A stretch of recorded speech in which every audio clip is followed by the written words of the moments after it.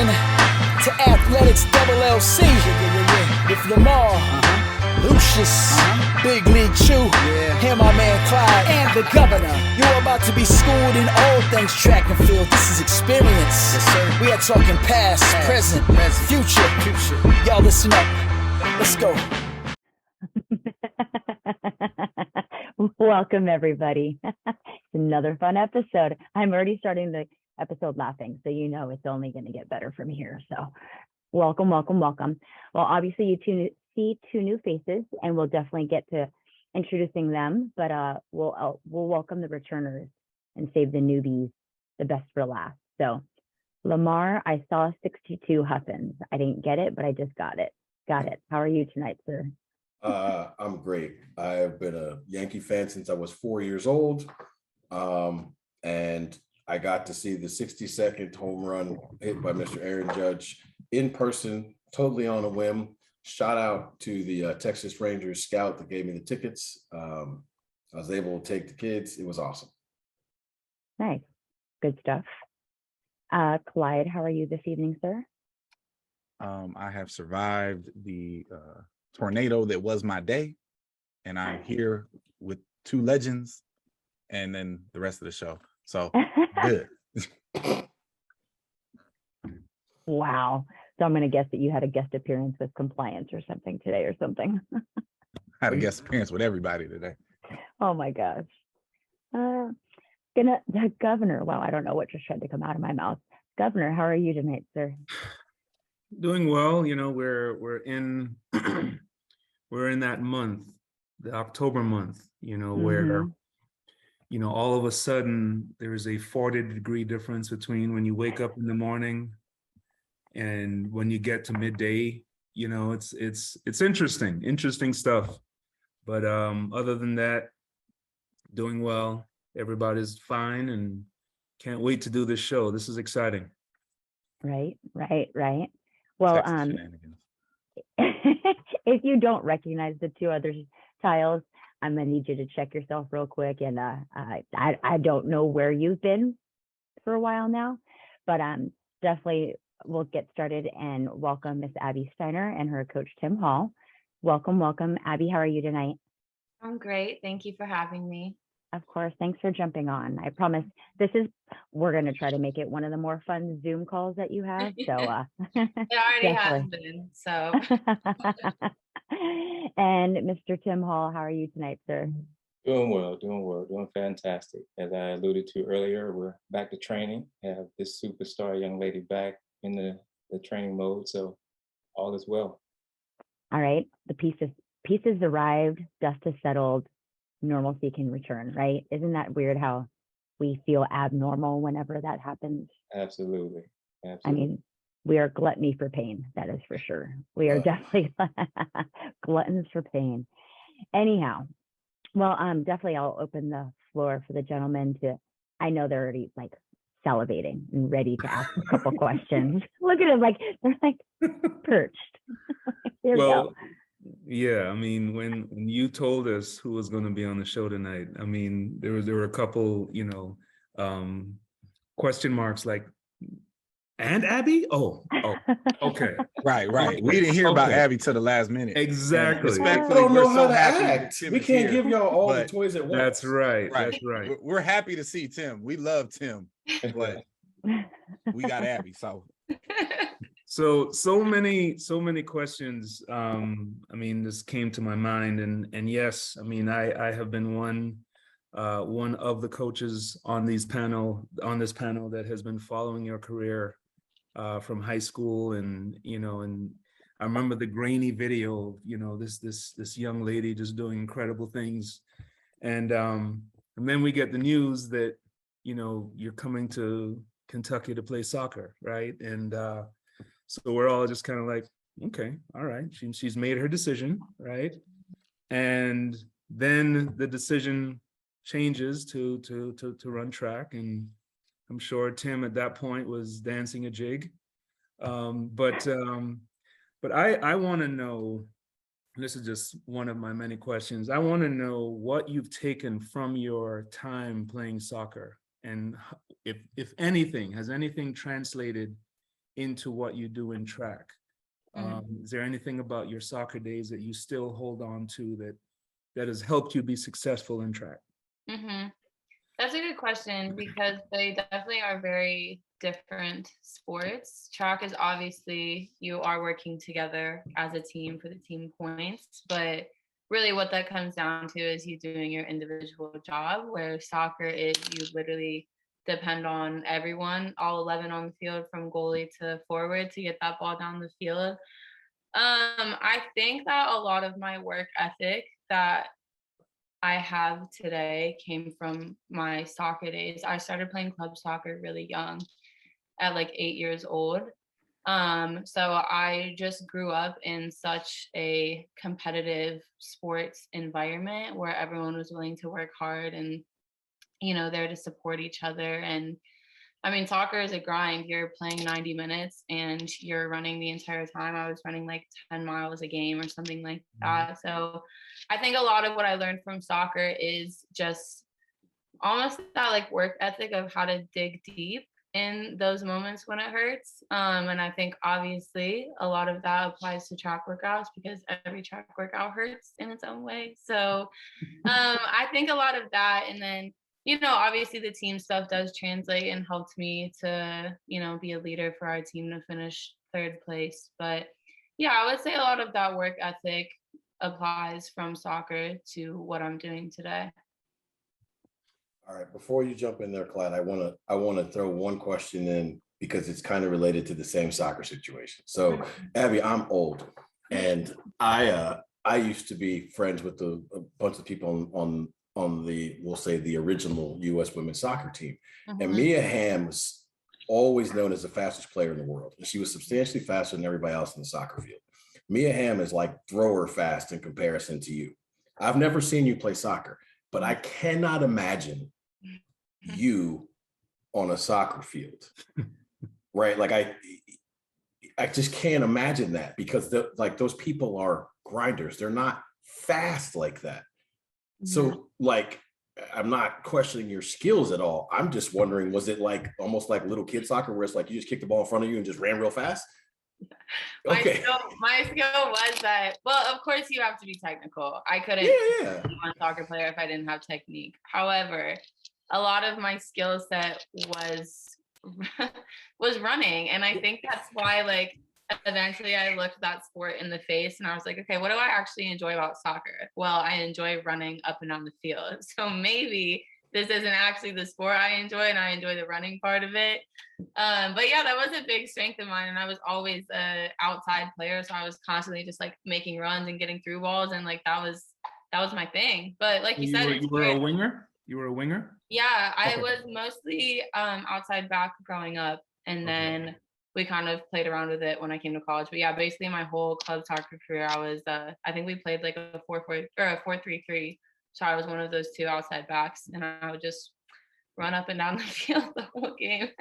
Yeah, that's all I can picture. It's just like, it's like they're all in dial-up and she's like, yeah. Well, Lamar, nowadays she would be considered a hybrid, because today's soccer requires the folks to be able to play both ways, to be able to get down and defend and also get up, to score. So I can truly see, if she was still playing now, that she would be one of those goalpost to goalpost soccer players. Yeah. So in the last 30 minutes, when I found out Abby was going to be on, I had to find a way to manipulate one of the main questions that I wanted to ask, but the subject matter totally differently applies to both of you. We talk a lot about the business of our sport, or lack thereof, the professionalism of our sport. Definitely. And lack one thereof. thing that I've always been very impressed with and complimentary of as it relates to Tim is he found a way to hold on to Christian as an athlete when the industry probably was against it. And now Abby being the star coming out of this class, it's the same thing. So I want to know, from both of your perspectives, like how have you been able to successfully navigate staying where you should be with the people that you've been working with when the industry, by and large, doesn't want any part of that? Well, I think, and I'll jump in first. I think continuity has its place in this business. And if you look at the history of kids who kind of just jump from coach to coach, there's not a great deal of longevity in that process. I'm of the mindset, this is about rapport. You know, this relationship, this rapport between Abby and I started, heck, when I was at Tennessee. You know, like I said, she was on a recruiting visit there, had the opportunity to sit down with her and her parents, and I felt like there was a bond even in that conversation. And, you know, it just made things twice as good when I got to Kentucky and I had the opportunity to work with her.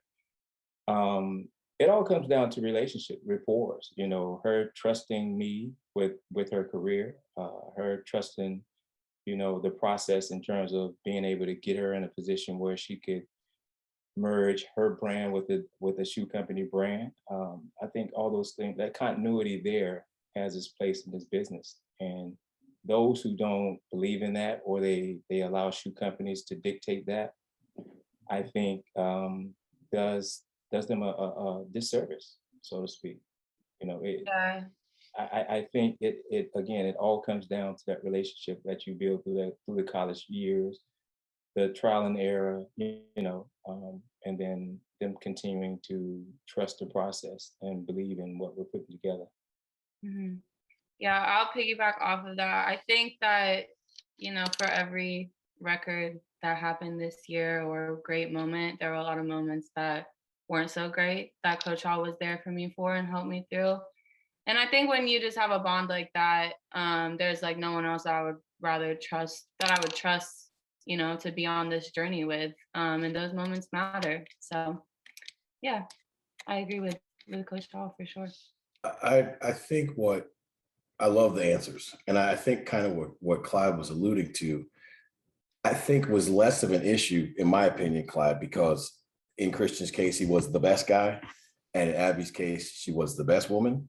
Mm-hmm. Like if she was, let's say, the 5th best collegian coming out, right? Then the shoe companies feel as if they have more leverage to make demands. Yeah. Right. But when you're the best one, you're like, look, if you start with that, I gotta move thing, we can just be done with this meeting. Right. And so I think a lot of it comes with being the best one because you have the leverage. Because we've talked about this, we've talked about on this show a million times, right? Like if shoe companies always want it to be their idea. I don't know what that's about.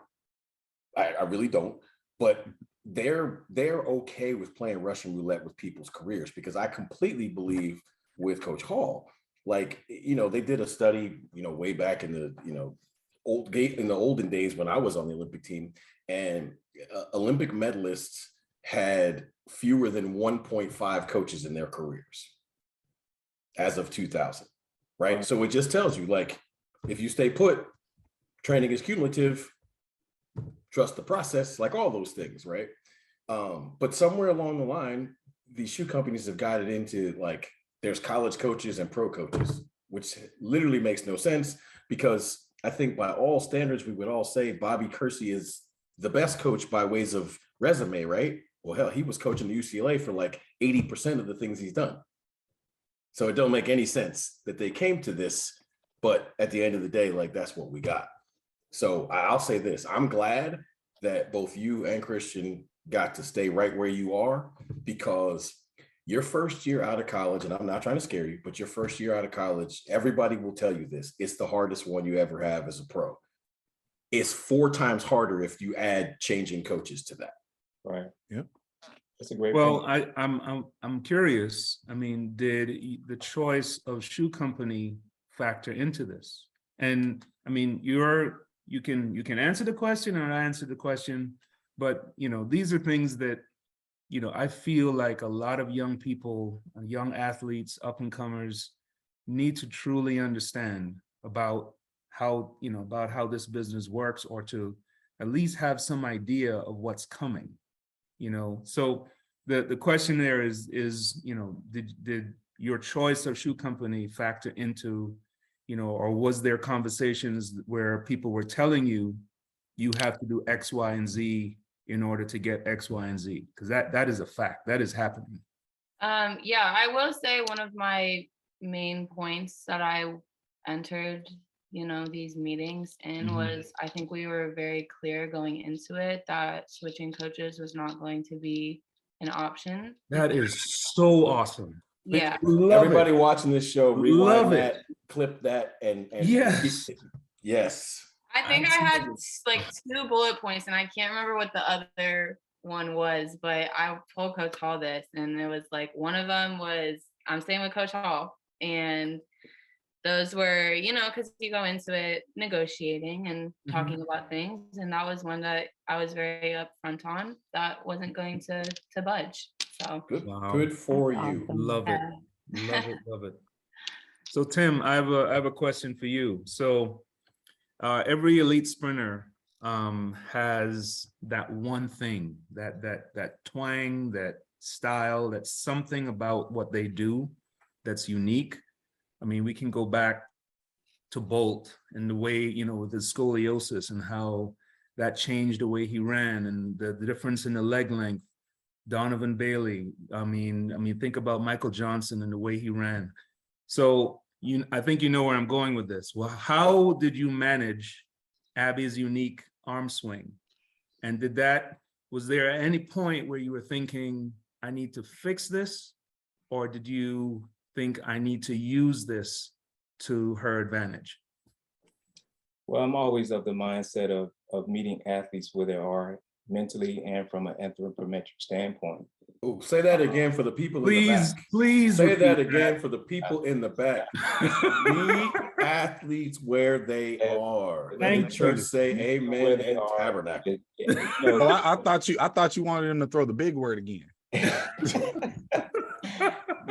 Listen, we make this coaching thing more complicated than it is. We just, again, understand our athletes that we encounter, try to cultivate the talent instead of trying to fix the talent.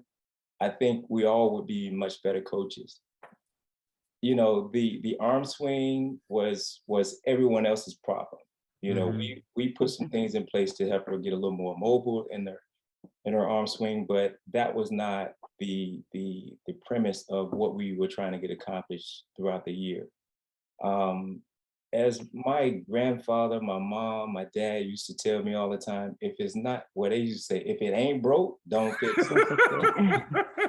So she continued to run extremely fast. The arm swing was what it was. I was not going to interrupt our season, our plan, our process, trying to confuse her. No, I need you to swing. Yes. Just allow things to happen, continue to trust the process and continue to, allow things to happen. It was something that we talked in depth about, but we weren't trying to put this elaborate plan together to change her arm swing. So, and it worked out perfect. I mean, just keep it going, because if she runs fast enough, they're gonna have coaches teaching kids to run fast. Okay, we laugh. How many It's kids? happening. It's already happening. Look, It's already happening. See this right here? Look at me. How many kids started hurting yes. like this because of Aries Merritt? Yeah. Yeah, So- but at this point, they don't even know why they're doing it. No, not at all. They That's can't my even point. tell you why. If Abby runs fast enough, every single little youth coach is gonna be like, you need to run like this. I promise you, and I'm not playing. Abby is the first person of any kind of note to move the way she does, with her arms. Mhm. I went to JO's this year. I saw 4 or 5 little kids trying to do that. That's all it is. It's all it is. No, Abby, listen, you gotta listen. Lean into that. I'm so Own serious. that. It's okay. Because I'm so serious. What do they say? It's not duplication, but basically, people copying you is the greatest compliment you'll ever have. It's the sincerest form of flattery. Yeah, That's right. So Abby, where did that come from? Is there something that led to you running that way, or is that the only way you've known? I don't answer that. I don't know. Coach Hall, do you want to take this? So I've done research on all her high school 100 meters, 200 meters, and the arm swing was phenomenal. Yeah, my arms. I were think it beautiful was in a high school. collaboration of like her just getting stronger, lifting weights, and she just getting really strong in her upper body. And the next thing I know is like it happened. Seriously. It wasn't planned. It was not by design. I mean, if you look at Wow. her high school 100 meters or 200 meters, I'm like, man, we need those arms. But my knees, I was like back kicking down the backstretch. So I'm like, which would you Right, rather have? And that was fair enough. I'm like, I'll take this front side mechanics Yeah. over that back kick. Exactly. So, Yeah, no question. That's actually I chose the better of two evils, if you will. Yeah. that actually makes it even more interesting than it Yeah, already it was. does. Yeah. I Yeah. love it. See, I always thought originally, right? My original thought was it was from soccer. It was something related to soccer. But I did the same thing that Coach Hall did. I was like, wait a minute. I'll go back and watch high school. I was like, Right. yeah, no, it's not soccer. Right. Because she played soccer in high school and them arms did not look like that. But at the end of the day, here's the thing. Listen, Abby, look, we're kid with you, but I understand this. No one would ever teach anybody to run like Michael Johnson except for when the clock stops. Exactly. So at the end of the day, just tell them, get like me. There you go. You run any way you want to, right? But until you beat me, All right. you better recognize these arms. So another one that I think differently can relate to both of you. Yeah. Abby, as I'm sure you know, our sport for some reason delivers a lot of legendary athletes out of Ohio. Mm-hmm. Oh, I wish Mouse was on right now. You know what I mean? Oh. He missing it. Listen, Probably hears this, and it's you already know. Right now, you I already know it's like Yeah, he's about to hop on. right? Yes. Listen, you already know I would probably get in trouble for not asking an Ohio-based question in this instance, right? Mhm. Uh-huh. So, I assume that you're aware of that history, but have you been being the next superstar coming out of Ohio? Have you given any thought to that? Does that mean anything to you? What does it mean to you? And for Coach Hall, do you find that recruiting kids out of the Midwest is a thing that, because I know a lot of people miss those kids. Like, do you feel like that those kids have a certain whatever that makes them more inclined to be real at this? right. I think there are a number of diamonds in the proverbial diamond in the roughs out of the state of Ohio. That the climate there is not really conducive to like outdoor training until later in the season. Kentucky is sort of in that same kind of climate, but the indoor facilities and what have you. But my point is, like, when those kids migrate to south or get in a program that has a little more warmer weather, and the training is conducive to cultivating and teaching and progressing student athletes, then you can dust those diamonds off and you have your next Abby Steiner, so to speak. I am truly convinced that there is something in the water in the state of Ohio. Mm-hmm. Because again, you look at the history of the kids that have come out of there, they've all done extremely well in the right situation. So was Ohio State an option, Abby? My recruiting process was a little bit strange because soccer starts so early. Mm-hmm. So I went on a visit to Ohio State for soccer, and this was like my freshman year, but Ohio State is also like 20 minutes from where I grew up. And I knew I wanted to branch out a little bit more than that. Mm-hmm. But yeah, it was a little bit kind of tricky finding schools because I was going through my recruiting process for soccer when I was like halfway through my freshman year of high school. And of course, track and field is like junior, senior year. So it was really just finding, the right fit that was going to meet all of my needs. But I knew I wanted to go SEC and wanted to branch out a little bit more from Ohio. Yeah. Okay, now, Curry, you distracted her from my question. I know. Yes. Yes, to answer your question, I have given a lot of thought on, ways that I can maybe give back to that Ohio community, that track community. And I don't know the best ways yet, but I've thought of maybe ways I could like host my own meet and do something for kids through that. But the Ohio track community was such a beautiful thing growing up. I mean, our state meet was always packed, and you could just tell like people there like loved going there and loved following track. And I still have people watching me who will like comment that they're from Ohio and comment at me and stuff like that. So it really does mean a lot to me. So yeah, I've definitely now that I have all my things figured out from a professional standpoint out of college, have been thinking of ways I can maybe give back to where I grew up, or how that looks for Ohio. But we'll see. All right. I want to switch lanes and ask a pro track question.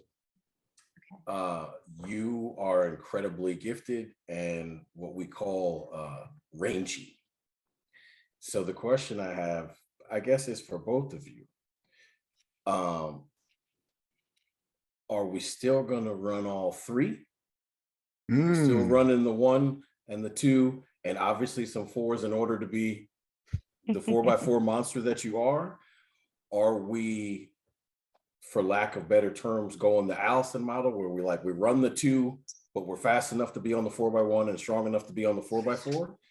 Are we ever planning on a 4-2 double?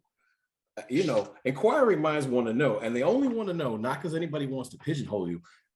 Listen, our sport is so hard to be good at one thing that anybody, and trust me, I know a little bit about this, anybody who's good at multiple things, like, people want to know, like, they're intrigued, and inquiring minds want to know. So I would be completely remiss if I didn't ask the question everybody wants to know.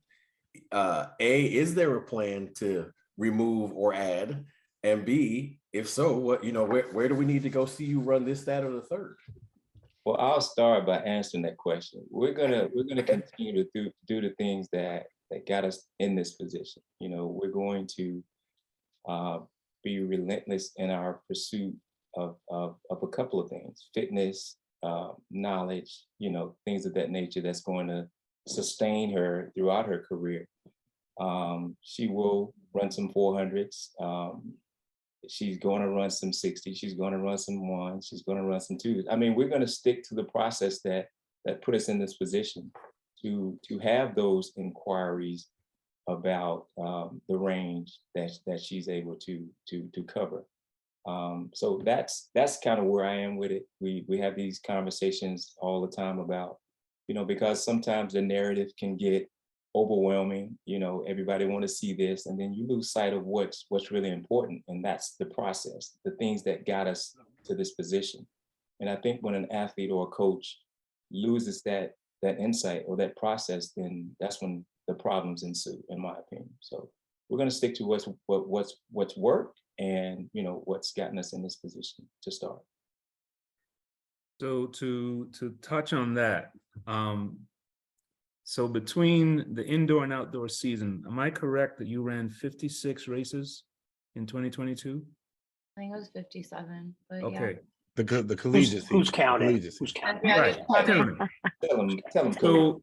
So here's my question. So there's an ebb and flow to the season, ups and downs, condition, your physical condition goes up and down. You're basically, as a coach, Tim, you're trying to make sure that the downs don't occur when things really need to be up, right? I'm curious to know, Abby, like, throughout this season, can you identify those times when it was just like, man, like, this is not happening, and how you manage that? Because you had a long time, when you think about from when you started to when your season ended, I mean, that's a lot of hills and valleys, a lot of hills and valleys. So I'm curious to know, like, if you can identify those times where it was just like, man, this is a hike, as opposed to the times when you were like, okay, it's time to roll. Yeah, I will say that I feel like as an athlete, I am usually very good at staying present and like it's super cliche, but like literally taking it one day, one race at a time.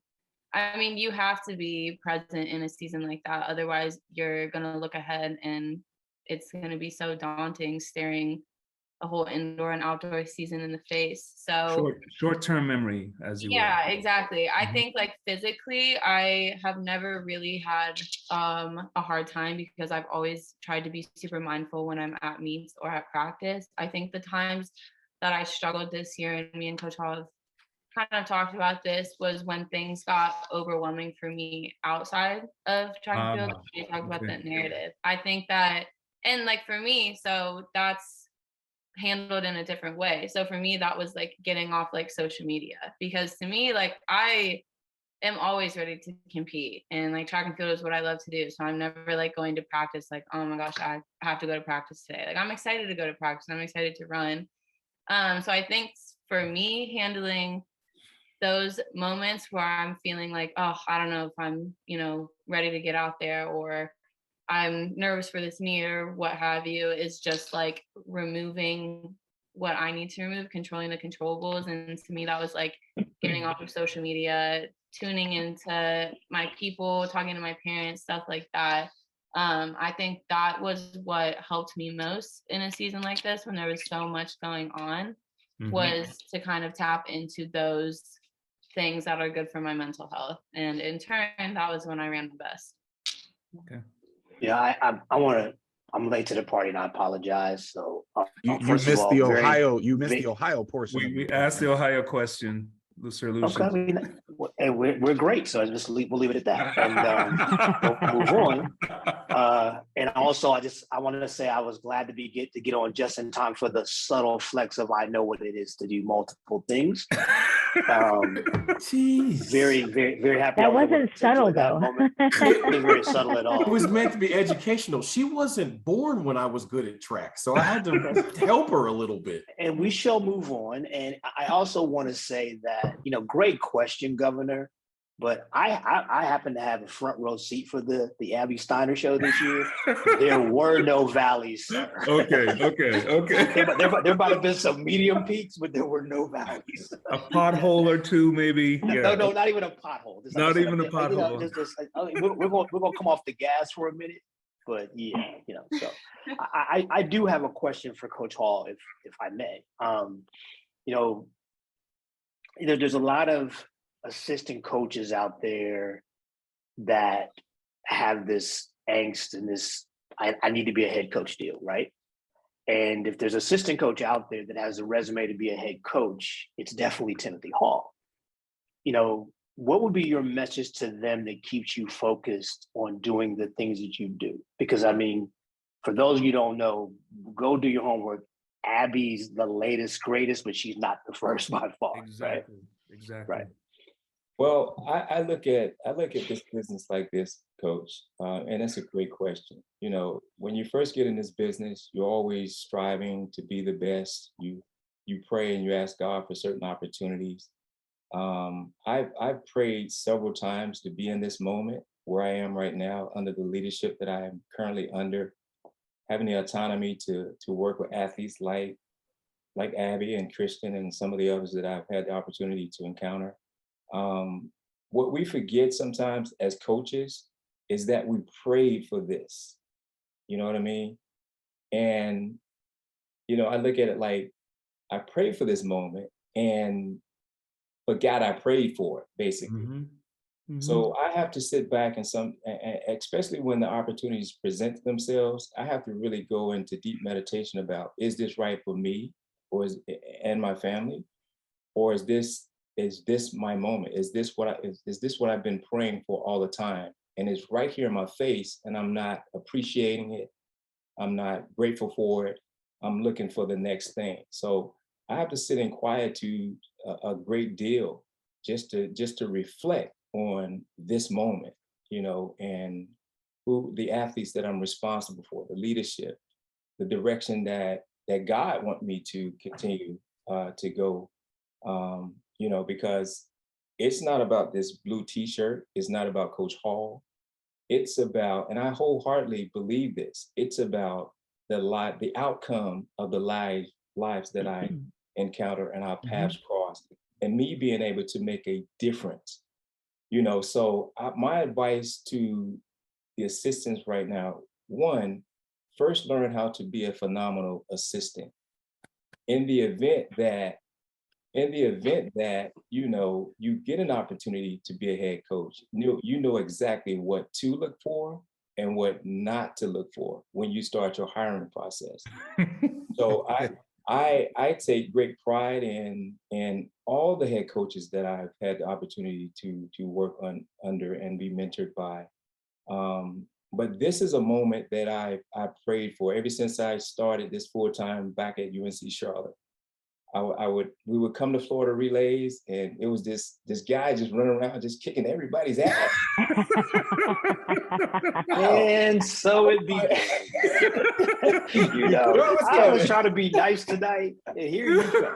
Okay, all right. I say that to say this, Coach, and again, this is where I am in this moment, in this space. Like, I prayed for it. I have to be grateful in this moment so that I don't get too far ahead of what he has ordained for. A lot of us think it's about us, about how much money we make, the color of the sexy T-shirt that we wear. No, it's bigger than that. It's about Did you say the scented T-shirt? I said the sexy T-shirt. That was fun. T-shirts, meaning SEC T-shirts. You know how y'all are. No. See, I wanted to see. I had to, the ones you see in all the retail stores, the Florida and the Gators. Those. Okay. I've got a couple of those. But at the end of the day, I'm grateful for where I am. I'm grateful for all the paths that I've been able to impact, the lives that I've been able to impact.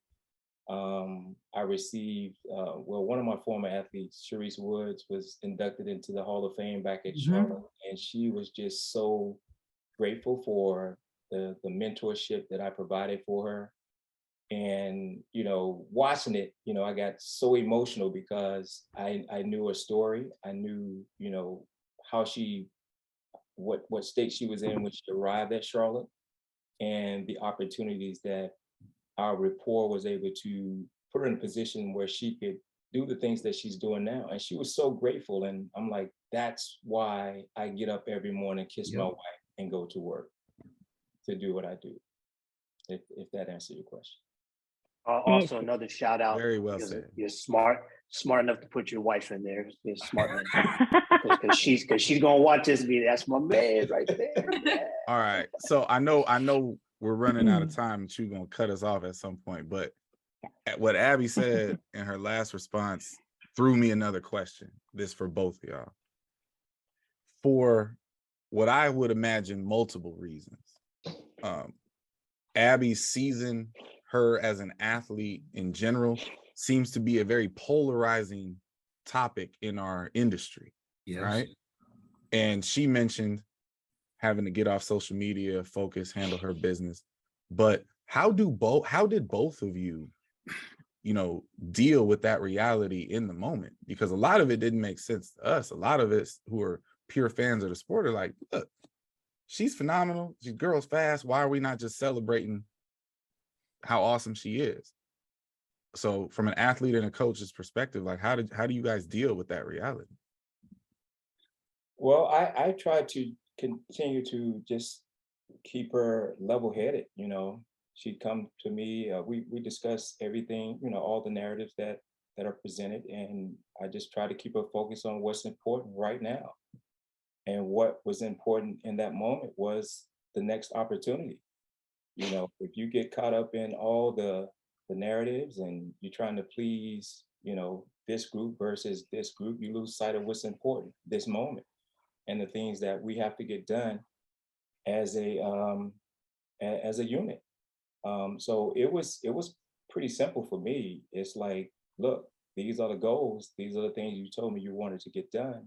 And these other peripheral things are just distraction, and they're going to keep you from accomplishing the goal. So, getting off social media was one avenue in terms of keeping her focused on the task at hand. She understood that. She got off social media, was able to kind of redirect her focus, and things just kept getting better for her. Yeah, I think like Coach Hall said, remaining focused on the goals at hand. There are not shortcuts in this sport, and you cannot cheat the work that goes into this sport. And I think when I'm getting on that line, I'm running 200 meters, my clock starts at 0, and my goal is to be the first one to cross it. And that's going to happen by me and Coach Hall, being on the same page, talking it out, doing what we need to do, and just putting our head down and working. So I think, we talked things out, got off social media, and remained focused, and the rest kind of played out from there. May I ask one more question, Madam Chu, Madam Big League? Of course. Okay, so I want to ask this of Abby. Like, there hasn't been a lot of talk about the youth of the relays you won, gold medals with this summer, right? Mm-hmm. Especially, the 4x4. I think isn't Sid the oldest person on that relay, which is kind of scary. Yes, which is nuts. That's so crazy. That is crazy. Right. And then you come to the 4x4 and you take the old lady Prandini off of there, and you got 3 babies again. And like, so how exciting is that for you when you think about the future of the relays in the USA, and what you could be part of something very, very special? Yeah, it's so exciting to think about, especially with how Worlds went this past summer, how much fun that was being a part of. I can't even imagine it getting better than that, but it will. We're young, and people are only going to continue to improve. So I think that was really exciting. I know, like with the ladies on the 4x4, someone brought that up in an interview, and we all kind of looked around for a second, and we're like, "You're telling us that the oldest person on this relay is 22 years old? Like, that's crazy." Yeah. So I think it gives us, like, I know, speaking for myself and the other girls, it's very energizing knowing that you're going to be running with a lot of familiar faces and be able to build that chemistry, and really kind of start chasing these world record goals that, the 4x4 doesn't seem too far out of reach when you're looking at the splits and the ages of what people did. So yeah, I think it just hopefully can provide a lot of energy, and hopefully, you're going to see a lot of the same faces at these meets, and people will start to get to know these teams and these individuals and get excited to watch. Coach Hall, am I correct that was? Let me ask the governor, because I know he knows the answer to this question. Am I correct that that was the 5th fastest time in history?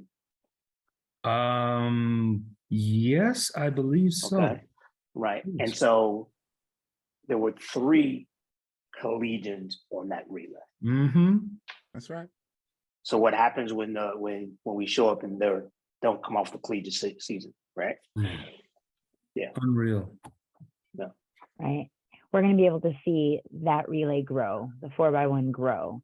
And like alluded to before, it ain't broke, so don't fix it. Mm-hmm. Right. Please say that again. I mean, you know what I mean?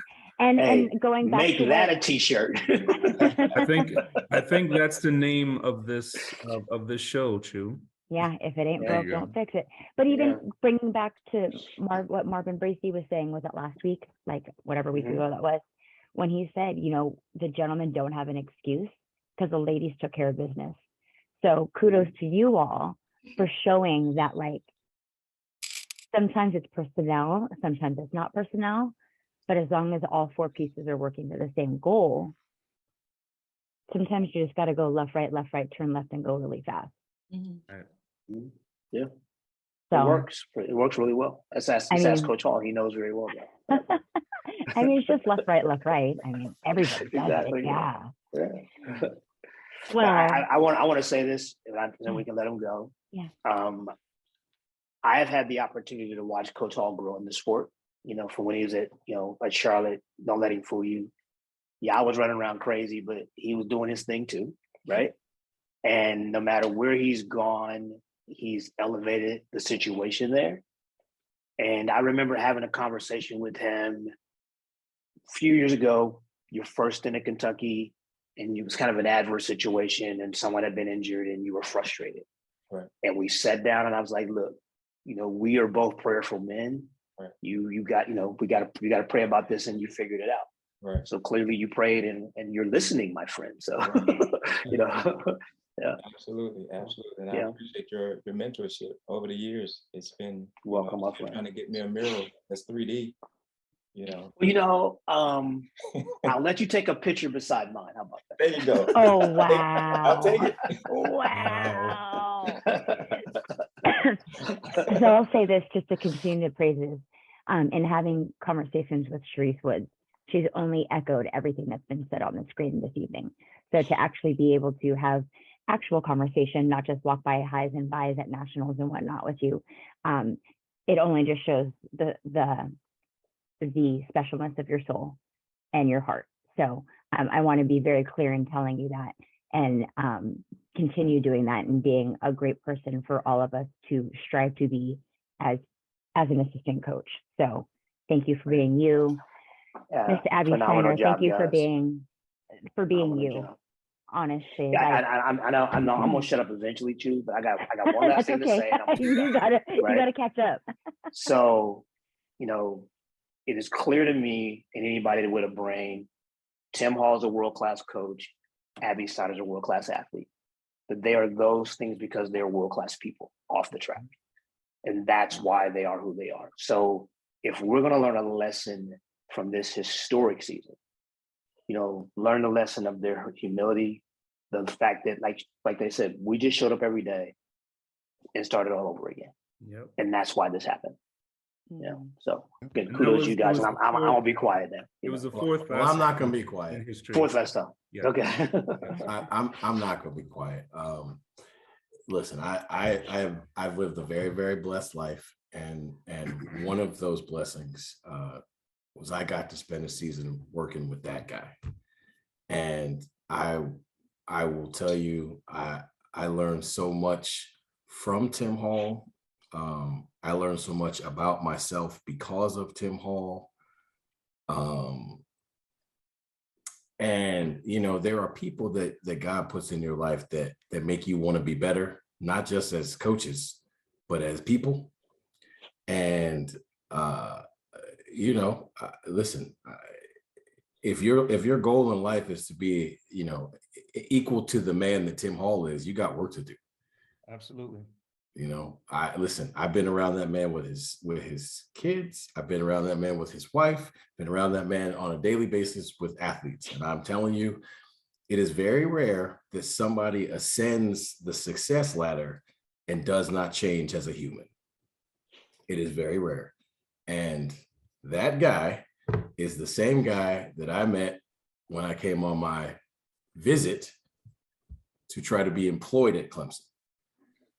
And, listen, he knows how I feel about him, so I'm not going to go on and on. But I'll say this, Abby, he's definitely lucky to have you as a coach.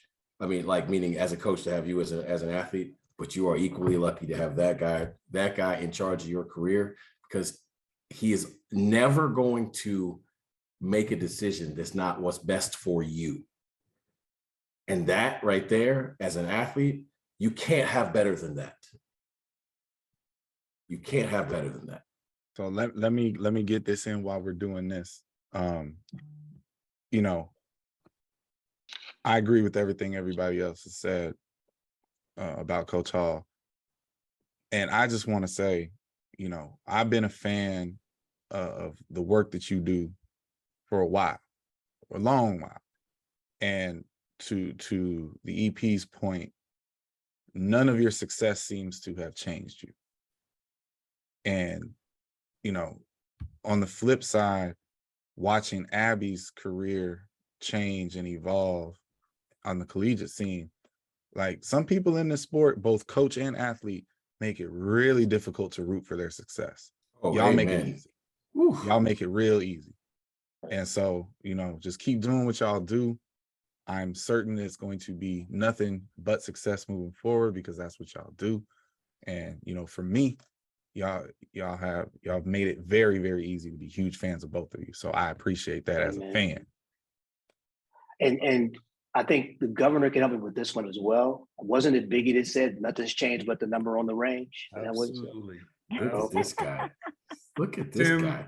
Tim, before you sign off, I mean, my time at Florida State in the wings, in the ACC, your time at Clemson, I noticed really, really early on that there was something about you that I was drawn to you in terms of your energy, in terms of your calmness, in terms of how you dealt with your athletes.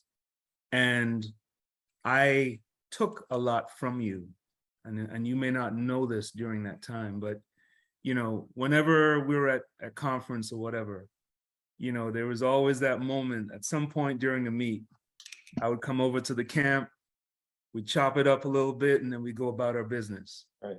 But I want to tell you that I do appreciate you for everything. And you are someone in this profession that I look to emulate and look to in terms of your style. So trust me, you're being watched and you're being appreciated. Well said. All the kind words, gentlemen. As I say all the time, I'm just the vessel. In my prayer time, I just, you know, show me the way, you know. And then I have to get out of my flesh sometimes to not be so stubborn, not to listen. Because that's when the problems ensue. So I'm and remember, as I've told you many a time, if you want to make God laugh, tell him what your plans are. Right. So I try to just sit in quietude and listen and try to continue to do his will. That's all. Try to impact lives. And, you know, sometimes you get lucky enough to have athletes like Abby and some of the others, and you just have to make certain that you're doing right by them. So that's what I try to do. But I appreciate all the kind words. I appreciate the opportunity to be on the LLC. Coach, it was interesting to hear how the concept evolved, but made a lot of sense. So, but you guys are doing great for the sport. I think, you know, just the dialogue, you know, having an open agenda in terms of what you discuss is great for the sport. So anytime you guys want me to come back and chat with you, I'll be more than happy to do so. Only if you bring my home girl. She's not coming, you can't come. We're like married, man. It's like I go exactly. So then you can come. Well, thank you for the two of you for joining us tonight. And we hope you enjoyed yourselves. Definitely, I will either make sure to tag you when we post the show or get the link to you.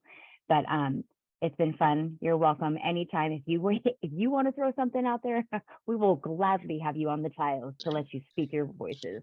Yes, so, thank you all so much. It was great chatting with all of you and meeting you guys face to face and all that good stuff. So I really appreciate the opportunity and the thoughtful questions and doing your research about soccer and everything. It's fun to talk about. I had a great time. So good. It was meant to be fun, not. You know what? That's one quick parting question. Who's your favorite soccer player? That's a good one. I gotta go Mia Hamm. She was legendary growing up. Legendary growing up when I was playing. Good answer. Yeah. Well, you two get some rest tonight. Have a great rest of the week, and we'll talk to y'all soon. Okay. Thank you so much. Bye. Guys, be good. Right. See you guys. Well, awesome. Now that the love fest is over, woo, sheesh, that was gushy. I liked it. How could that not happen that way? Oh right? no! First, listen, all of it was heartfelt. I'm making fun of us, but you know, no one can ever watch one episode of this show and say that we're not genuine. Right. Listen, if I would have had a reason to get something petty in there, I would have. I just don't. But there literally was it's nothing. easy to root for them. And that is one of the truest statements ever spoken by men. Yes, yes, it is. It's like if I could have got petty, I would have, but I didn't have it. Sir Lucius, by the way, Clyde was very complimentary of you earlier on in the show. Thank you, Clyde. Yeah. And of Ohio. Yes, absolutely. Well, because he's got Ohio roots. He knows how this rolls. I do. I have Ohio roots. I have Ohio ties. That's you know? right. Yeah. I would like to just highlight, because this wasn't recorded, how when Abby mentioned to the pro group that she was going to be on tonight, the other pros were like, "Oh, we know that show." Yeah, that's pretty cool. I didn't think that was Yeah. a thing. So, I mean, Right. it helps when Lamar throws things out left and right and center for them to be like hating on him on.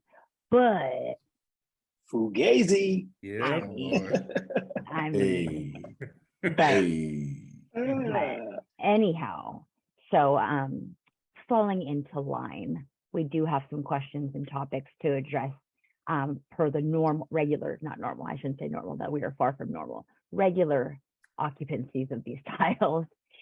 We have 2 questions from the audience that were brought up to us, and I want to throw them in the air and let's jibber jabber them out. So here we go. Pardon me, these are not my words, so if I stutter anyways, but if I stutter even harder, be gracious. Male head coaches are often pushed, persuaded, and directed to ensure they hire female coaches. Why are female head coaches not held to these same directives?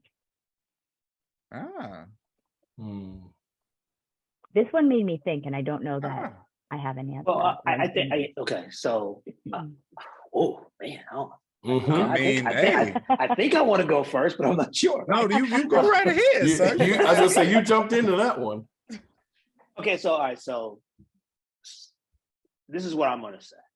One, clearly, the female coaching population is in the minority. Mm-hmm. And so that is going to be your biggest reason why the female coaches are not given a directive to hire males, because there's so many males that have jobs already. And so they're going to be given the same directive of, you go find females who are capable before you go find a male. That would be my take on it. I think, to be fair, there should probably be some balance here, but I don't know how you create that balance when there's such an imbalance already in the number of male coaches versus female coaches, whether it be head or assistants. So okay, I think I did okay with that. Okay. No, look, you did very well with that, sir. You did very well with that.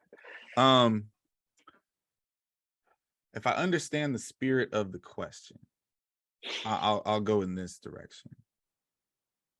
It cannot be understated, and I will restate it because Lucius just said it. The female coaching population is a huge minority in this business. Like, the numbers are totally out of whack. And because they are, I feel like a lot of administrators or a lot of head coaches who are men feel like checking the box is good enough. And therefore, if there's a woman as a head of a program, that box has already been checked. So no one therefore is going to push in that direction. I don't know if that's right or wrong, but I'll say this: we can't let the tokenism of having a woman on staff be the starting and ending point to act like we're all doing better in that space. Think about it.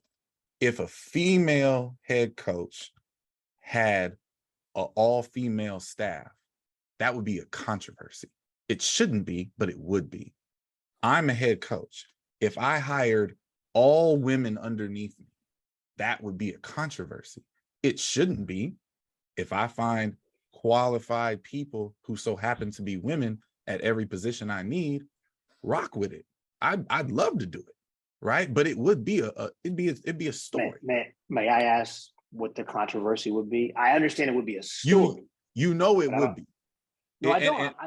I'm asking because, I agree that it would be a story and a good one. Yeah, I don't know what the controversy would be. It would be one of those. It would be. I'm not talking about like front page of a newspaper kind of controversy. I'm talking about the sideline hustle comments. I'm talking about the group text comments. I'm talking about the conversations that we all are aware of and hear of and live around. If a coach did that, you know, there'd be narratives out there, like stupid narratives, instantly, like, oh, that's never going to work. Oh, the women will probably conspire against him. Oh, there's too much emotions on that staff. Like all kind of stupid things would be thrown into the ether if any of that came to be. And so I'm not going to sit here and pretend like administrators should be pushing for anything, because honestly, that's just not my worldview, right? I think the best people should get hired. But I think it's a really interesting question, and I think that it's a thing that a lot of people don't really pay much attention to. But we all need to do better. You know, minority hires in our business, you can look at it and say, we do the best in our profession of collegiate sport, which we probably do. And you can also say we're not doing nearly enough, which we're absolutely not. So I think it's a great question, and I know we all can do better in that space. That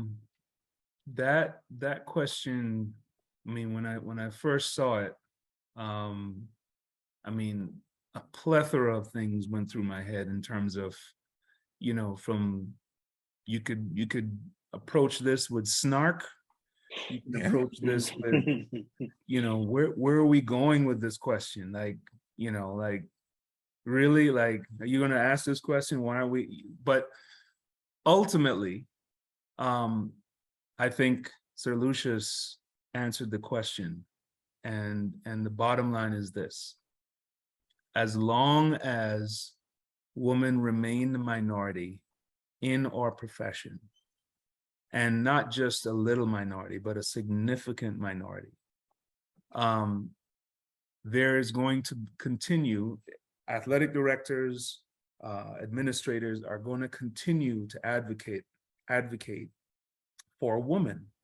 There is a need for diversity in our sport. Let's call it what it is. There's a need for this. You know, I mean, and I feel like, you know, let's just take the second part of the question out of it. The women that are capable of doing this job, the women that understand the stressors that come along with doing this job, and understand how to motivate and how to cultivate and how to grow athletes, of course, they deserve to be in this profession, and they deserve to get a chance. There is no question about that. Okay, so, you know, and I'll leave it there. I'm just going to leave it there, because, you know, we've already thrown the T word out there, tokenism and all of that. The bottom line is this: this job requires a very certain specific set of skills. Yes. And if you're equipped to do the job, then you should be given that chance. None of which have to do anything with gender. Absolutely. None of it. That's 100%. Yeah. So I'll just leave it at that. Whew. Yeah. So much to unpack here. And I mean, listen, y'all know how I am, right? Like, these are the kind of topics I think personally, like in person, every one of you has been with me when this kind of conversation has come up, and y'all just pop popcorn and wait for my answer, because you already know, like, somebody's about to get it. Right? Like, so, but so I won't disappoint, but I will just say this. There is no question there need to be more females at every level of coaching in track and field. There's no question that there need to be more minorities spread out over a greater scope of event areas in track and field. But I want to say this, like, you guys have addressed like why the men are not given, I mean, female coaches who are given the jobs who have earned the jobs, let me say it properly, are not given that mandate. But I feel like all coaches should be given this mandate. If you hire an assistant, male or female, but I'm only going to address the females right now. If you hire a female assistant, it is your job to make them better as coaches than they were when you got them. Mm-hmm. Because the opportunities are always going to abound for them to move forward. And A, you don't want to be in the way. And B, you don't want to be one of the reasons they get promoted and they aren't ready, because you have not fostered them and their skills when they were in your, they were your assistants. Don't hire a female because she's a female, but then not coach them up. Like, that's insane. Yeah. And that happens so many times, right? And then unfortunately, there have been a number of females who have then been promoted and they've been led like lambs to the slaughter because they have jobs that they weren't prepared for. Mm-hmm. And I feel like the biggest disservice we do so often with our young assistants, so I'm not even going to just pick on the gender part, but for sure in this conversation, it's pertinent to the female assistants. If you have assistant coaches, please teach them. Please make them better. Please. Because you are doing nobody a service by not advancing them and praying that they grow beyond the job that you have for them. It's your responsibility. It's your responsibility. Yes, it is. Nice. This is a quandary in my head all the time. So I don't know. I like all the things that have been noted. Sitting in the seat where I do wonder, and I don't know that this is common knowledge, maybe it's assumed knowledge, that like when we as females get hired, am I the token hire, or am I getting hired off merit, and the accolades, or quote unquote accolades. So it's hard to have to know the fact difference. that you have to actually go there in your mind. Yeah. Is a problem. It is. That is a problem within itself. It's a huge problem. But you know what, Chu, and I had a young female in this business ask me that exact question one time. But are they hiring me just because? Mm-hmm. And my response to her was, the shit doesn't matter why. Just go kill it. Mm-hmm. Yep. Doesn't matter. You got in the door. So just go prove who you are. Right. Exactly. Because you've been given the opportunity, and that's what, it's not necessarily the answer or even dialogue that goes along with the question is, at this point, as a female who sits in that seat. Yeah. Put it this way, and I'm going to say it so it's like in the most simplest way. If you're dumb enough to hire me to give me the chance to outshine, I'm going to do it. Mm-hmm. That's right. And that's what it is. And it's not about like, oh, stupid on you. It's, hey, you let me come through the door, so watch out. Yeah. And just get out the way, and don't stop. And I think, when you take away the descriptors of male and female, or the non-genders, but so apologies, my bad, I'm sorry, the descriptors, that should be the bottom line, is giving the opportunities, not because you're gifting, but because they have put themselves in the position to receive the opportunity. So, yeah.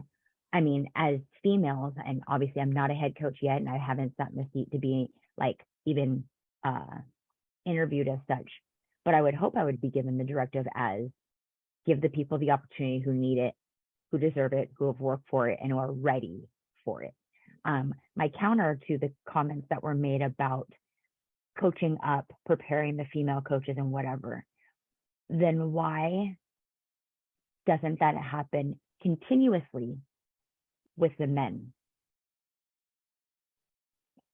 Why are the men not guided as thoroughly, as steadfastly, is that a word? I don't even know, steadfast, as the females? Because okay, I'm going to change that real quick. We do see many or some head coaches who happen to be male that aren't ready for the position and fail. Oh yeah, that happens all the time. To do it. Mm-hmm. But so why is it that, like, we talked about doing the buddy system. Sure. Mm-hmm. So why do we see so much failure still? I mean, I think you see failure across the board. You know what I mean? And it's not any kind of official policy of mine, right? But there are people in this business who I have a buddy system relationship with, right? I try to help them along their path. Some are men, some are women, some are black, some are white. To me, none of that matters. It's, can you coach? Can you do the job, right? But I'd be lying if I pretended like sitting in a head coach seat as a black male doesn't mean more to me than it would otherwise, right? It does, because if I screw this up, if I prove myself not to be ready for the job, then that's going to make it that much harder for the next person who looks like me at my age to not get that opportunity, right? So for me, anybody who's come under me as an assistant, I do the best I can to prepare them for the next thing, whatever that is, because they're representing me once they leave, right? You know, being the elder statesman on this panel, let me say this, because I've dealt with this more than anything else. The biggest issue we have with track and field and the guidance of young coaches is that everybody wants to come in and reinvent the wheel, right? Like, it doesn't happen in football and basketball because it can't, right? Because they're part of a structure, part of a system, and they're forced to run the system. Now, when they branch off, they might add to the system a little bit. But in track and field, too many times these new assistants walk in and they think they've got it all figured out. So instead of diving in and listening to the head coaches or calling mentors, learn from the mentors, they're too busy trying to prove that they've figured out track and field. And track and field was figured out hundreds of years ago. So I think the word that I would like to paint a broad stroke with on this is ego. Oh, absolutely. Yeah. And I think that's the biggest thing. And I come to that because just having a few mentoring conversations myself recently is you need to put your ego aside and follow suit. You don't have to agree, but you have to understand why or why not you won't implement such things going forward. So, okay. Sorry. Are we okay to move on? Sorry, I don't want to jump ship before we're ready. Okay. Question number 2. I'm waiting for the eyebrows to pop up on this one. Is there really a need for indoors at the pro level? And if there wasn't an indoor, what would help? If there wasn't indoor, would that help some athletes better prepare for the outdoor season, especially if we're looking at having major championships every year? I don't like the second part of the question. Yeah. Yeah. You know what? I'm gonna take I'm some reading privilege. from I'm gonna answer this. Go ahead, first. Lamar. You know, listen, Sir Lucius said this one time on the show. The best coaches are always going to figure out how to get it done once you tell them what has to be done, right? So at the end of the day, if we removed indoors, like, it's not going to all of a sudden change the levels of some coach. Like, indoors was really my bugaboo, but now I got it locked in. Like, that's not a thing, right? So at the end of the day, like, look, is there a need for indoors? No, there was never a need for indoors, right? It was the sport came about as a breakup of the monotony of training, right? So at the end of the day, like, sure, there was never a need for it, but it's here, and there's no reason to get rid of it. Like, right. Because what I like the most about indoors is this. It gives you an opportunity to see people do, like, Femke Bowl run the 400 indoors. Okay. So there's that. But it also is it's a choice. Like, literally, you do not have to choose to do indoors, and you will not be penalized for it. So at the end of the day, like, I like choices. I think, he or she who dies with the most choices wins. Like, so having choice, I think, is awesome. It's an opportunity to show track and field on more televisions more often. So yeah, keep it. But like, is it necessary? Hell no. No, I'll be very short here. Indoor is not needed by the definition of the word, but indoor is awesome. And why would it go away? Yeah. Again, You literally could choose not to do it and everything's fine. But listen, indoor track is dope. It's way more intimate. It's way louder. And because of the nature of how things have to be, because of the way the structure of it is, you could almost argue it's differently just as exciting, right? Like indoor and the weather is always great. So I don't want to get rid of indoor. I don't want to get rid of indoor at all. Pro indoor circuit is awesome. If you haven't been, you should go. You'll understand. It's great. So if you don't want to do it, don't do it. If you want to use it as a training tool, use it as a training tool, but no reason to get rid of it. Agree with everything that was said. I feel like indoors is its own acquired taste. And for there are those people, and I would say it's probably even more of a geographical thing. Indoors for professionals, when you look at what they do over in Europe compared to what they do over in the Western Hemisphere, it's night and day. If you've ever experienced a professional indoor meet over in Europe, it will blow your mind. I mean, from light show, laser show, it is awesome. It is absolutely a show. You are a captive audience when you're in an indoor meet, and they can do so many things in that arena. It's fun. And yeah, so if anything, I would say the operative word is it's fun. Okay, I would not compare the indoor season to outdoor season. There's no comparison whatsoever. The indoor season and there are athletes that absolutely gear up for indoor season, and that is their prerogative. Okay, but in terms of what the general world and the world in general looks forward to, it's outdoors. So if it really comes down to what your preference is, I don't think you should get rid of it. I don't think you should touch it. Indoors is its own world, and leave it alone. Yeah, very well said by everybody. And I think the biggest thing for me is, like, it's a part of the culture. It's a part of what we've been doing forever. And if you take it away now, it's just going to kind of change, like the feel of track and field, But I think the biggest thing here is, like you guys said, like, there's people that do indoors and do indoors well and come outdoors and do outdoors well.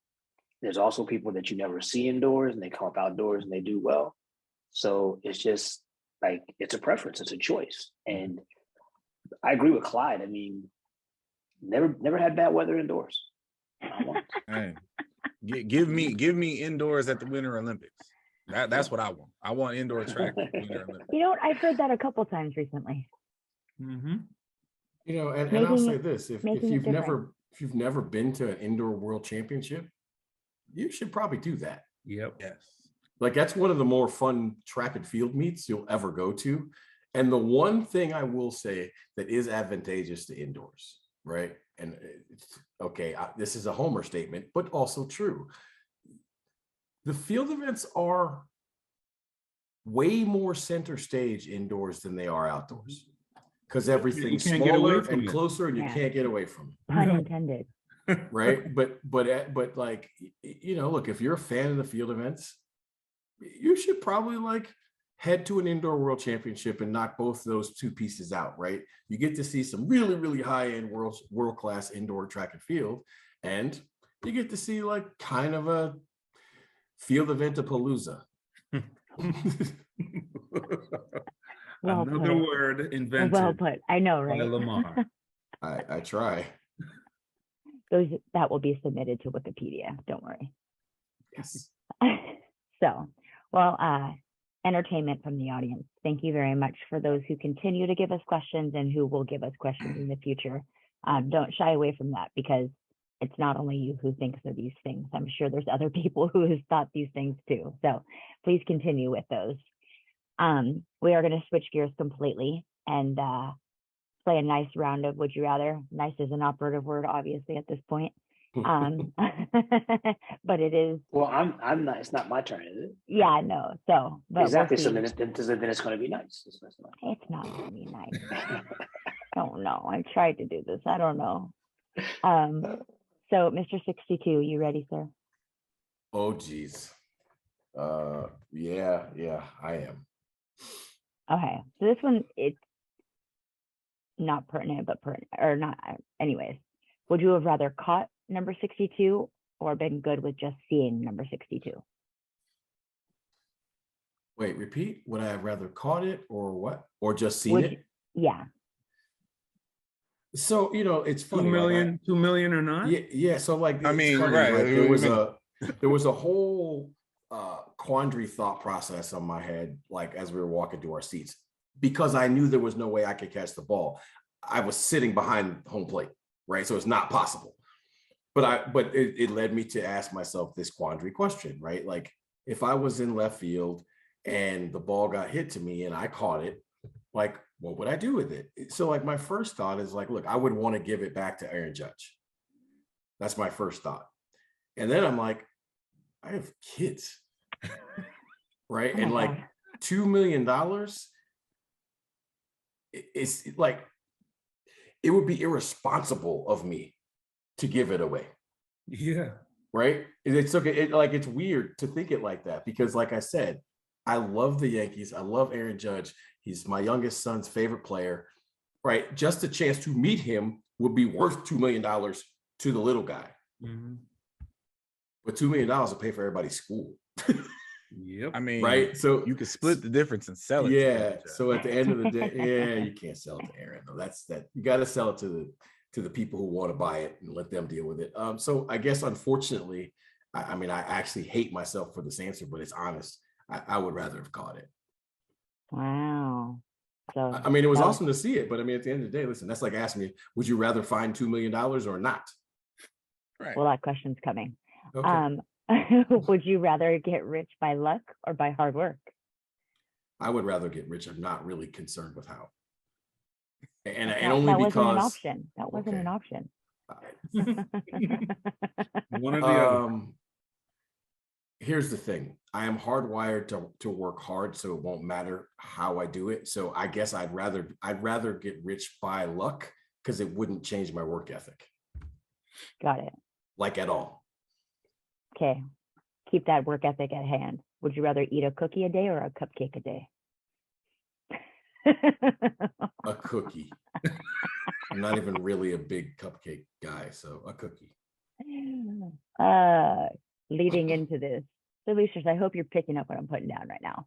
Would you wear pants that don't fit? Would you rather wear pants that don't fit or shoes that don't fit? Pants that don't fit, because shoes that don't fit is painful. I mean, they both could be painful. Yeah, could be, but shoes that don't fit are painful. You have no choice. That is going to be painful. Too big or too small. That's a problem. Okay. Well, in those pants with a cookie, with that money that you have, would you rather go to the mall during a holiday season or to the amusement park on a summer weekend? Oh, amusement park on a summer weekend. Yeah, I'm a fan. I don't care. That's one of the few scenarios where I don't mind the people. And this one is just for poops and giggles. Would you rather read subtitles or listen to dub voices? Great question, actually. Definitely listen to dub voices because I grew up on Kung Fu theater. I mean, that was my European life in a nutshell. Yes, 100%. That is what we did.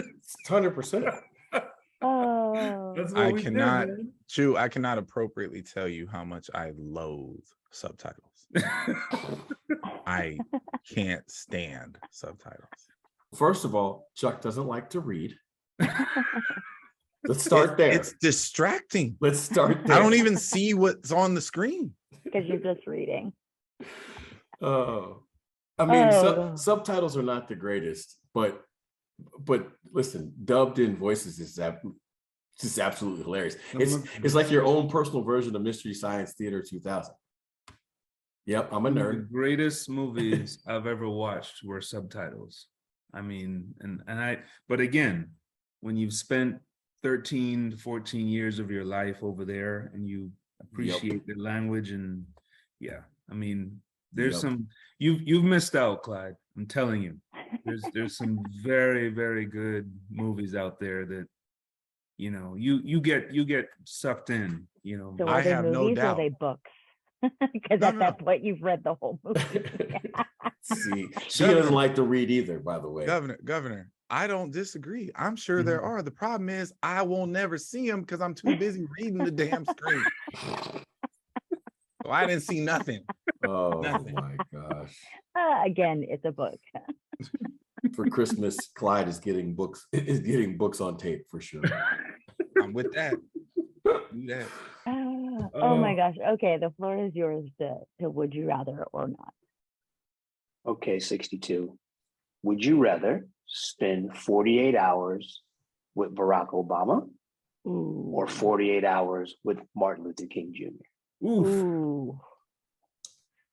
You know, there was a long time ago where that conversation would have been very, very difficult for me to pick. It's not anymore. Listen, I love MLK and he's my frat brother, but if I had 48 hours unfettered with Barack Obama, listen, Exactly. I could die and go to heaven. Well, and that's why I put MLK in it, because I knew he was your frat brother. So. Yeah. I appreciate that. Imagine Listen, if Michelle got into that. I'm just gonna say this: like, he is definitely the most underappreciated American human who will one day be the most appreciated. Absolutely. Right? Like, that man is going to age beautifully. Yeah. Like, because I can tell you this right fine now. When Jimmy Carter was the president, nobody cared. Right? But then there was this time where, like, Jimmy Carter's like the sage, like everybody wants to talk to Jimmy. And I'm like, okay, if that will happen to Jimmy Carter, trust me, what will happen in Barack Obama's aging life is going to be a thing of beauty. That's right. All right, I'll go next. Good, because I have a really petty one for him. Awesome. I was praying I'd get a petty Clyde question today. Jeez. Would you rather have Beyonce's talent or Jay-Z's business acumen? I've seen that question and I've refrained for a good time. I mean, that's an easy one. Jay-Z's business acumen. Yeah. I mean, at the end of the day, when you get older, you realize, like, knowing what to do with the money is more important than having the ability to make it. Yes. Right. But think about that power meeting, right? Because Beyonce's not a schlub. Like, she's got business acumen too, maybe not to the height. I'm not going to hit imagine. that softball right now, Chu. Yeah. We're not doing that. Not going there. But at the end of the day, like, if you really want the truth, crackers. like, right, and even, I won't say a better question because I don't want to disrespect your question, but I'll say this: there are people, if you ask that question about Shaq, that would get that wrong. If you ask, would you rather have Shaq's talent or have Shaq's business acumen? There are people who will be like, "Oh, I take Shaq's talent," and I'm like, "You're an idiot."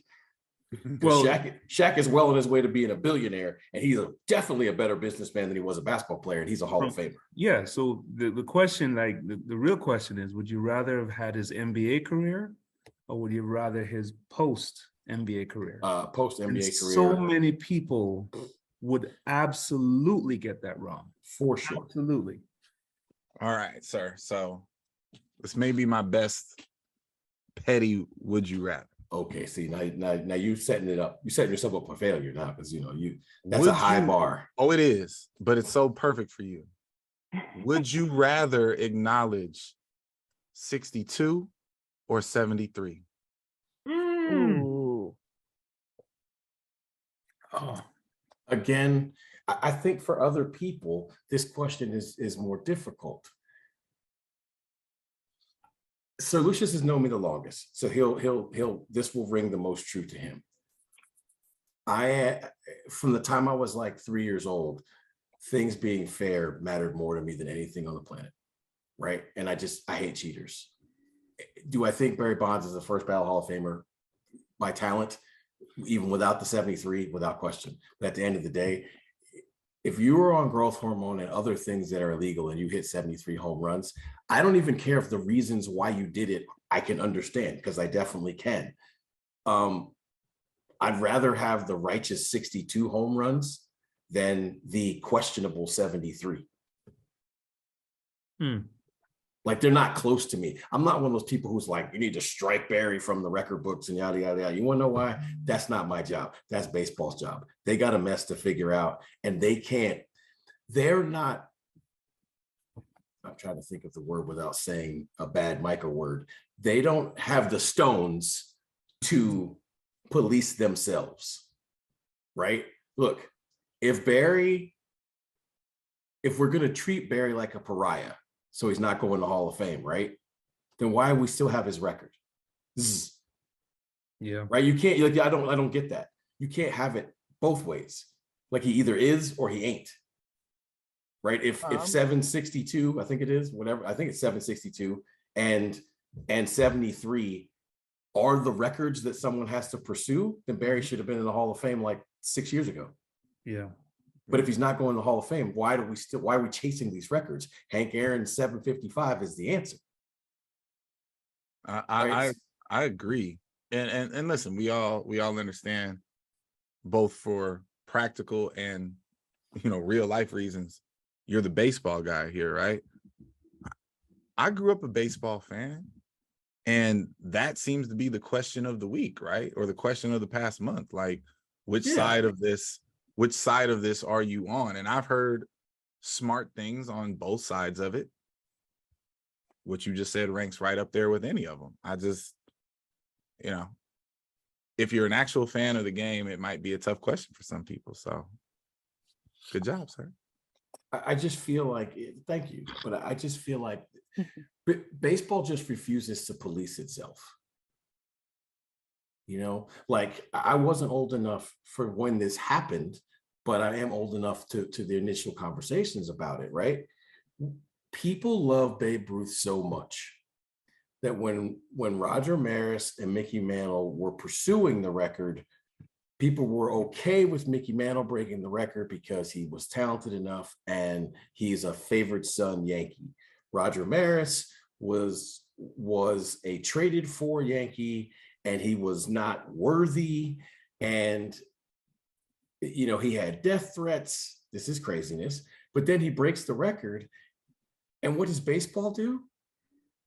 They are so married to their love to Babe Ruth that initially, for like the first 15 years that Roger Maris had the record, it was listed with an asterisk, because Babe Ruth hit 60 home runs in 154 games, and Roger Maris hit 61 home runs in 162.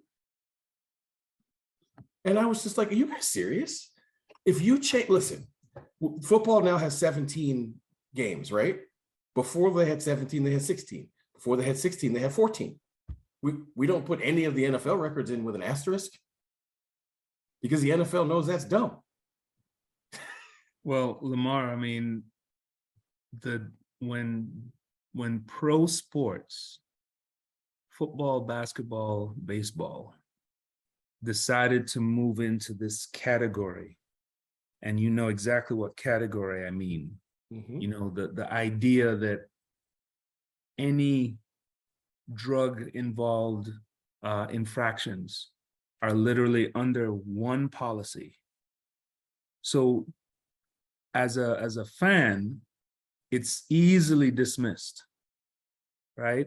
The bottom line is we have to put the product on the field, and they have to continue to do super heroic, crazy things. That is what drives the sport.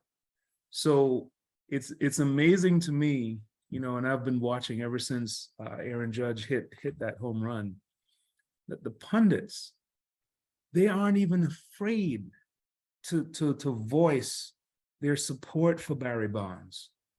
No. their support and their love for McGuire and Sosa, and how much they romanticize that still. And it doesn't matter that these folks were on drugs and or not, because the things are so muddled now that it doesn't matter anymore. It doesn't matter anymore. Well, the funny part is, like, if you're Oh, he's frozen. Well, Battery. I don't know. Well, hold on to that thought and share it with us later. That's your key to wrap it up, Chew. I know, Yes. like that's Yes. the whole. So, with that not being said, everyone have a safe week. Enjoy yourselves.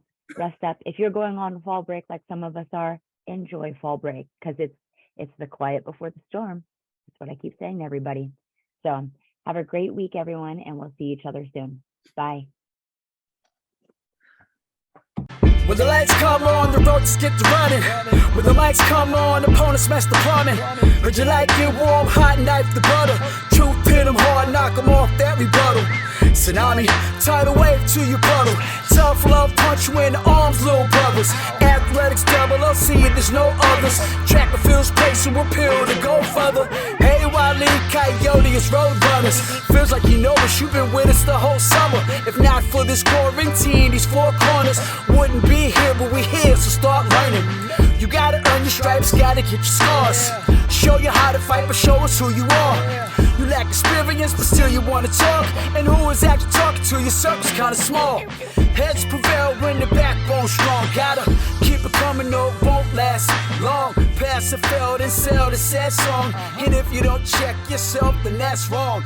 Just trying to give you the real that you asked for. So why you keep cutting us off to ask more? We put it in slow-mo, but you fast forward. Athletics LLC, the task force.